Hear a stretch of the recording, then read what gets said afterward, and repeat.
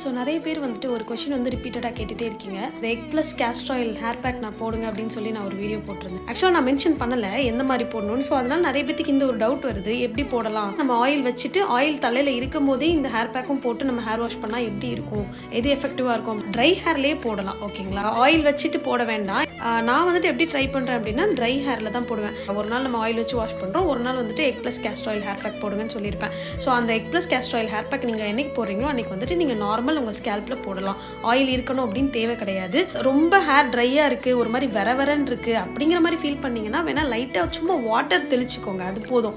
உங்கள் ஸ்கேல்ப் லைட்டாக வெட் பண்ணுறதுக்கு, லைட்டாக ரொம்ப நினச்சிட வேண்டாம், லைட்டாக வெட் பண்ணிட்டு நீங்கள் ஹேர் மாஸ்க் எப்பயும் போல் போட்டுக்கலாம். ஸோ என்னோட எக்ஸ்பீரியன்ஸ் வச்சு சொல்லணும் அப்படின்னா நீங்கள் வந்து தனித்தனியாகவே பண்ணுங்கள். ஆயில் வச்சு வாஷ் பண்ணுறது செப்பரேட் பண்ணிக்கோங்க, எக் ப்ளஸ் கேஸ்டர் ஆயில் போடுறது செப்பரேட் பண்ணிக்கோங்க, ரெண்டையும் மிக்ஸ் பண்ண வேண்டாம். ஸோ அந்த மாதிரி பண்ணுறது உங்களுக்கு நல்ல யூஸ்ஃபுல்லாக இருக்கும். ஸோ வேறு எதுனா டவுட் இருந்தால் எனக்கு டெக்ஸ்ட் பண்ணுங்கள். தேங்க்யூ.